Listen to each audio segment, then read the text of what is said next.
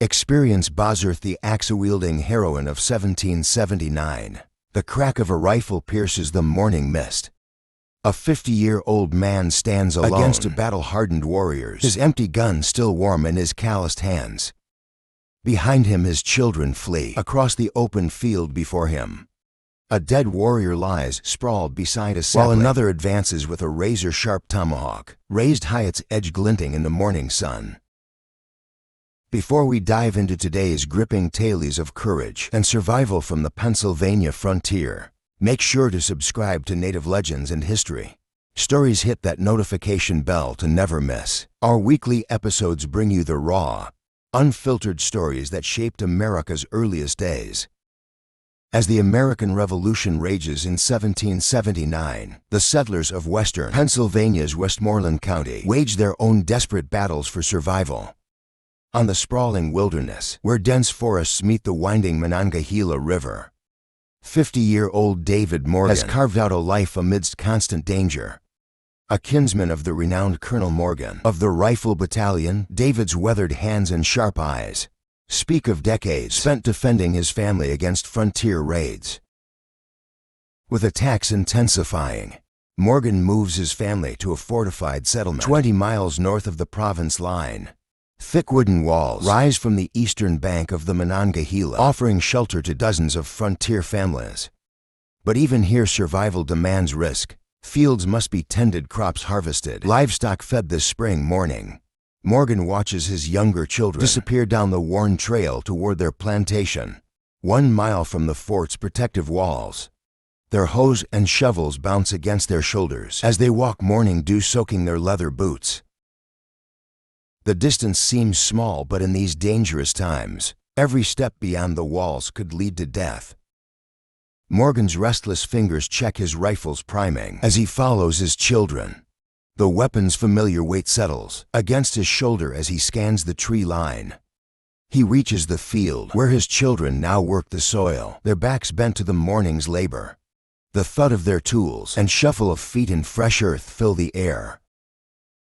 Settling onto a rough-hewn fence post, Morgan divides his attention between his working children and the dark forest beyond.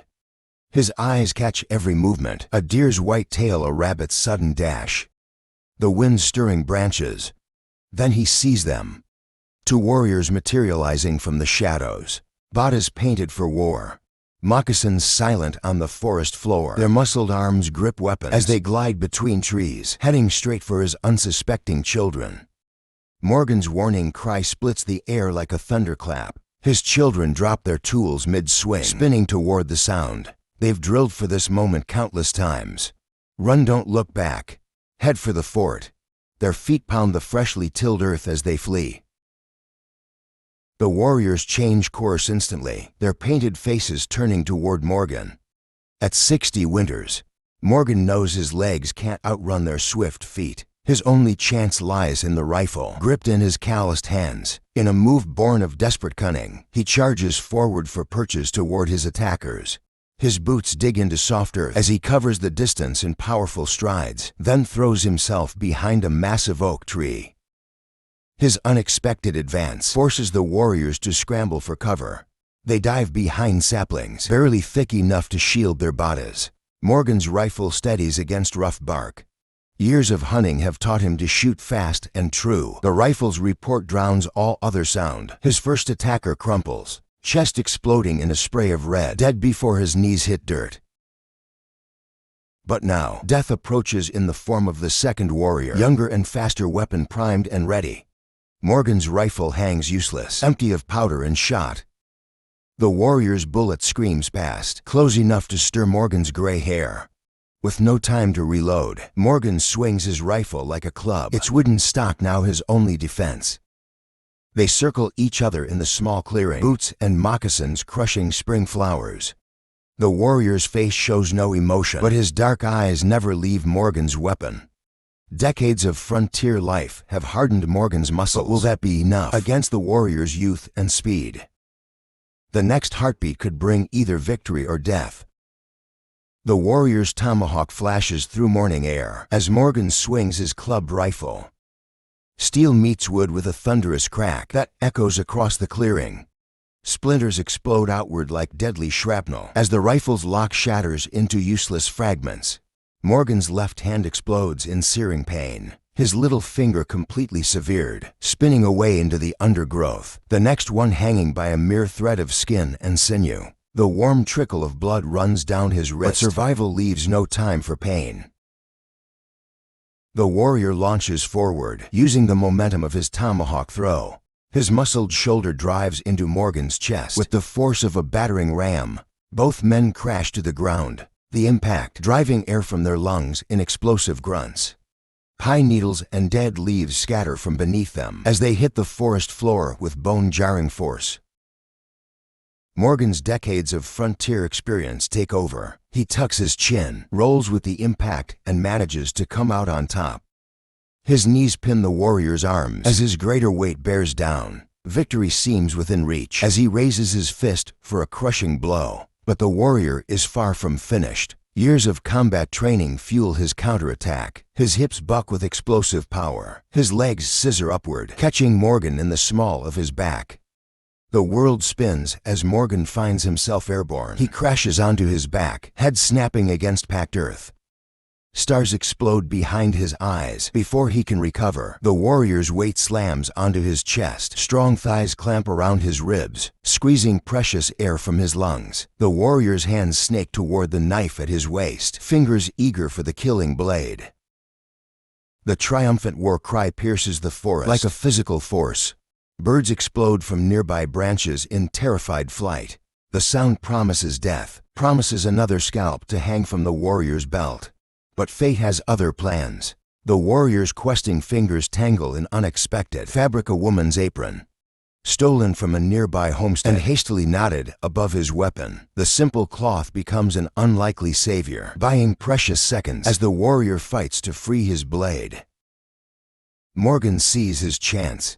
Desperation lends strength to exhausted muscles. His right hand shoots out, fingers closing like an iron trap around the warrior's knife hand. In the same instant, his head snaps upward. Teeth clamp down on the warrior's finger with savage force. The metallic taste of blood floods his mouth as he grinds down harder, feeling bones splinter and crack between his jaws. The warrior's scream of triumph transforms into a howl of agony that echoes through the trees. The battle becomes a grotesque dance. Morgan maintains his bite grip, teeth sunk to the gums in mangled flesh. His free hand grapples with the warrior's other arm, trying to control the knife hand. The warrior thrashes like a wounded animal, trying to pull away, but Morgan's bite holds firm. Blood streams down both men's faces, Morgan's from his earlier wounds, the warrior's from his crushed and mangled finger. Through it all, Morgan watches with predator's focus as the warrior's free hand finally reaches his knife. The awkward angle forces a compromised grip near the blade. Morgan's hand shoots out, fingers wrapping around the handle's base, just as the warrior yanks the weapon from its sheath. The blade slices deep across the warrior's palm as it comes free, opening his hand to the bone. Fresh blood sprays across both men's chests. They struggle to their feet, still locked in their deadly embrace. The forest floor is churned to mud beneath them, stained red with mingled blood. Every time the warrior tries to pull away, Morgan bears down harder with his teeth, maintaining his grip on the mangled finger. The warrior's strength begins to fade as blood loss takes its toll. Morgan sees his chance. With practiced skill, he maneuvers the captured knife toward his opponent's side. The first thrust strikes rib bone, barely penetrating flesh. The impact jars Morgan's wounded hand, sending fresh waves of agony up his arm. He adjusts his aim lower, seeking the soft flesh beneath the ribs where vital organs lie vulnerable. The second strike slides home with sickening ease. Morgan feels resistance give way as the blade plunges deep into the warrior's gut. He twists the knife upward, tearing a massive wound through soft tissue. Hot blood gushes over his hand as he rips the blade free, bringing bits of organ with it. The warrior's eyes go wide with shock and understanding. Death has found him on this spring morning. Morgan finally releases his teeth grip and stumbles backward. The taste of the warrior's blood fills his mouth as he spits out shreds of mangled flesh. His own blood paints a crimson trail across 100 yards of open ground as he runs toward the fort's safety. Behind him, the mortally wounded warrior crawls, like a broken animal, into the shelter of a fallen tree, leaving a wide swath of gore in his wake. Hours later, when a search party from the fort arrives, they find a scene of carnage. The first warrior lies where Morgan's bullet found him, eyes still open in eternal surprise. The second warrior, now cold in death, rests against the fallen tree. His final moments are written in the evidence. Around him, the knife extracted from his gut, spilled corn from his pierced stomach pouch, scattered like golden tears, the stolen apron, pressed in futile desperation against his fatal wound. The dying warrior's last words to the search party carry a bitter irony. How do, brother? How do, brother? But on the blood-soaked Pennsylvania frontier, there's no brotherhood between settlers and raiders. The warriors' bodies are stripped, scalped, and skinned with methodical efficiency. Their hides destined to become drumheads in a final transformation from enemies to trophies of war. 20 days later, another letter would reach Philadelphia, carrying news of an even more remarkable encounter. Just southwest of Morgan's battle site, near the winding waters of Dunkard Creek, a woman named Experience Bozarth was about to carve her own bloody chapter in frontier history. Experience Bozarth's cabin perches beside Dunkard Creek's twisting waters in southwestern Pennsylvania. Her homestead, usually home to just her own family, now shelters to additional frontier households who have sought protection in their shared defensive position. The March morning dawns cold as children's voices ring out from the yard, their games a momentary escape from the constant threat of attack. Their play ends in terror as they burst through the cabin door, faces frozen in fear. Indians. The warning hangs in the air for one heartbeat. Before violence erupts, a man steps toward the entrance. Gunfire shatters the morning quiet. The musket ball punches through his torso, throwing him backward across the cabin floor. Crimson stains spread across roughwood as he crashes down. A painted warrior surges through the entrance, weapon poised to strike. The cabin's remaining man hurls himself forward, colliding with the intruder in a desperate grapple. Their impact sends them sprawling across a nearby bed, the frame groaning beneath their struggle.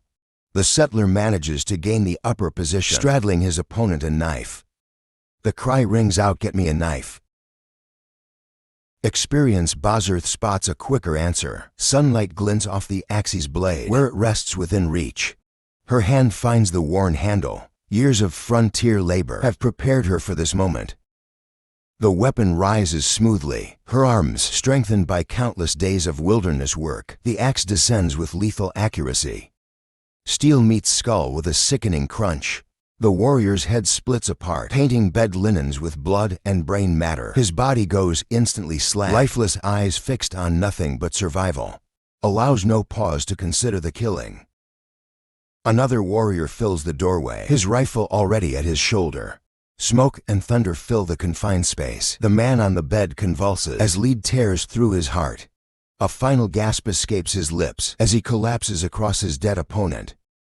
Experience pivots toward this new threat, axe already in motion. The warrior attempts to parry with his spent weapon, but the axe's power proves irresistible. The blade carves deep into his abdomen, shearing through clothing, skin, and muscle alike. She yanks the weapon free and strikes repeatedly. Each blow opens his body further until internal organs spill forth in bloody coils. His tortured cry, "Murder!" Murder summons more warriors to the scene. Experience holds her position in the doorway, gore dripping from her raised axe. The next warrior through the entrance meets swift destruction. Her axe splits his skull with devastating force, dropping him across the threshold. Another attacker grabs his disemboweled companion, hauling him away from the cabin's lethal defender. Experience recognizes her opportunity. With assistance from the first shooting victim, who has partially recovered, she forces the heavy door closed. The bar drops into place with a resounding thud as bodies slam against the outer walls. In just 3 blood-soaked minutes, Experience Bozarth has transformed from frontier housewife to accomplished warrior. Blood from both sides mingles on the cabin floor, seeping between wooden planks. A grotesque tableau decorates the bed, two corpses locked in their final embrace. Beyond the walls, injured warriors cry for vengeance, while others attempt to breach the cabin's defenses. Yet the frontier woman's fierce resistance prevails. She maintains her defensive position for several days. The cabin becomes simultaneously fortress and crypt, dead bodies deteriorating in the warming weather, while living warriors maintain their siege. Salvation finally comes with the arrival of a rescue party that drives the attackers into the wilderness. The stark efficiency of experience, Bozarth's defense, compressed into mere minutes, but demanding limitless courage, demonstrates the brutal reality of frontier existence. No room for doubt, no mercy possible. Only the fierce drive to survive. She wielded her everyday tool with deadly precision, approaching combat with the same practical efficiency she brought to all frontier challenges. These narratives reveal the unadorned truth of America's frontier period. David Morgan, an experienced Bozarth, never claimed hero status or sought fame. They fought because death was the only alternative. They killed because survival permitted no other choice. Their experiences show us that history's most compelling moments often emerge not from strategic planning or famous conflicts, but from common people confronting extraordinary challenges with nothing but raw courage and fierce determination. Thanks for watching. Experience the most powerful stories from America's untamed past. Subscribe to Native Legends and History Stories and discover the raw, unvarnished tales of those who carved out existence on the American frontier.